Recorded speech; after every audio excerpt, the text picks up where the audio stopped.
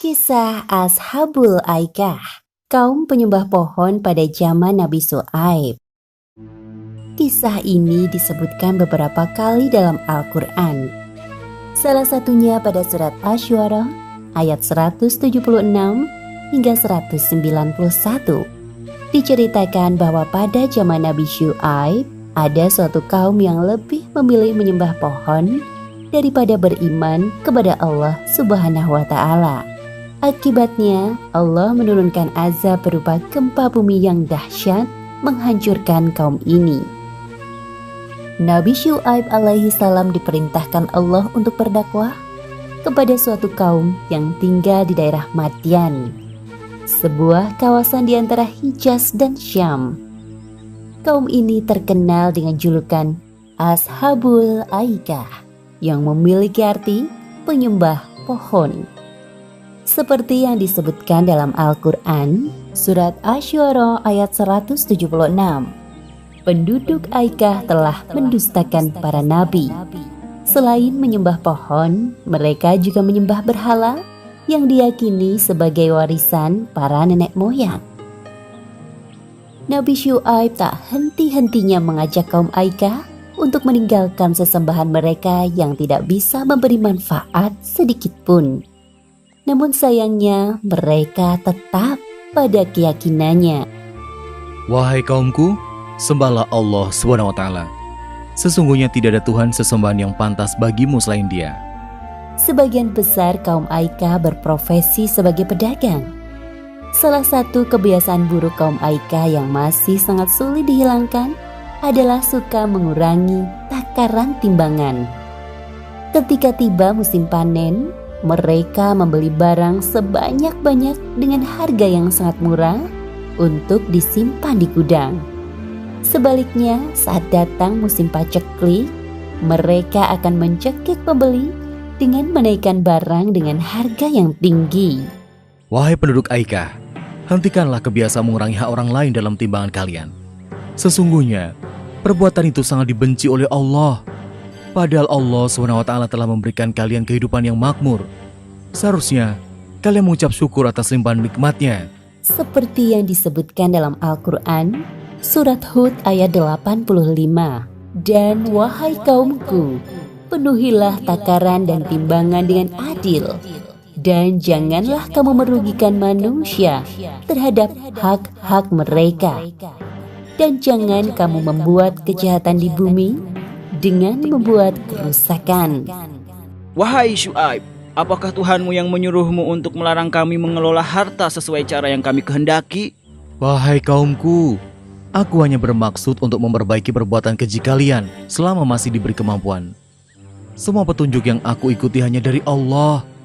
Hanya kepadanya aku bertawakal dan kepadanya pula aku kembali. Jadi, sekarang engkau juga menyuruh agar meninggalkan sesembahan para nenek moyang kami? Tidak semudah itu, wahai Syuaib.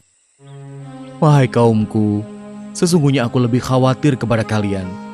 Jika kalian tetap tidak mau beriman kepada Allah, Allah akan menimpakan azab yang pedih. Ingatkah kalian siksaan yang ditimpakan Allah kepada kaum Nuh, Hud, Saleh, bahkan kaum Lut, nenek moyang kalian sendiri? Apa yang engkau bicarakan, wahai Syuaib? Itu hanya cerita dongeng pengantar tidur yang sulit kami percaya. Mendengar hal itu, Nabi Syuaib merasa sedih. Beliau terus memikirkan nasib kaumnya yang sangat sulit untuk diajak berbuat kebaikan. Namun begitu, beliau tidak putus asa. Nabi Syuaib terus berdoa kepada Allah agar kaumnya segera diberikan hidayah.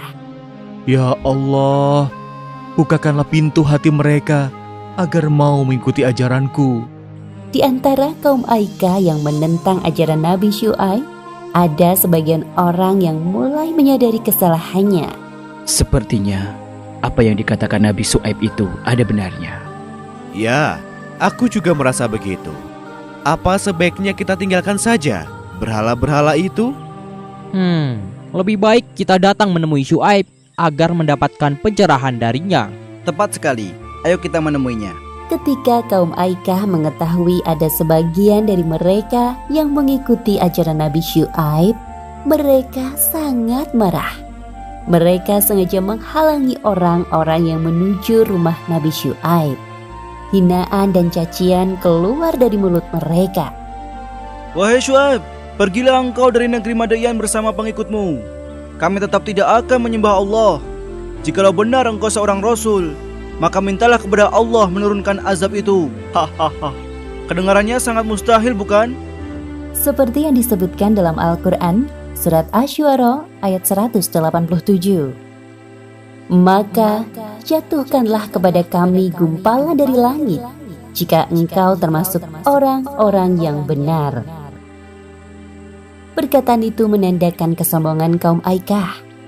Mereka lupa bahwa Allah Maha Kuasa atas segala sesuatu. Sesungguhnya Allah SWT lebih mengetahui siapa yang berdusta dan azab bagi para pendusta. Wahai kaumku, sebelum terlambat, mohonlah ampunan kepada Allah, kemudian bertaubatlah. Sungguh, Allah SWT Maha Pengasih lagi Maha Penyayang. Kemudian Nabi Syuaib dan pengikutnya meninggalkan negeri Madian. Beberapa hari setelah kepergian Nabi Syuaib dan pengikutnya, terjadi keanehan di langit.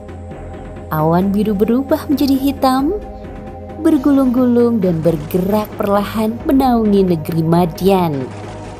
Awan hitam itu menimbulkan hawa panas yang menyengat sampai ke ubun-ubun. Kaum Aikah mengeluh kepanasan. Terdengar suara guntur menggelegar dan disusul dengan gempa yang dahsyat. Seperti yang disebutkan dalam Al-Quran Surat Al-A'raf ayat 91. Lalu datanglah gempa menimpa mereka, dan mereka pun mati bergelimpangan di dalam reruntuhan rumah mereka. Pada hari itu kaum Aikah mendapatkan siksaan yang sangat pedih. Sungguh janji Allah itu benar adanya. Demikianlah kisah Ashabul Aikah yang mendustakan Nabi Syuaib dan tidak percaya akan azab dari Allah. Beberapa pelajaran yang dapat kita ambil dari kisah ini, diantaranya: pertama, jangan suka berbuat curang. Contohnya dengan mengurangi takaran dalam timbangan, karena perbuatan tersebut termasuk bentuk pencurian. Kedua, jangan sekali-kali bersikap sombong, apalagi mengatakan hal-hal buruk yang dapat membuat Allah murka. Bisa jadi hal tersebut dikabulkan oleh Allah Subhanahu wa Ta'ala. Wallahu a'lam bishawab.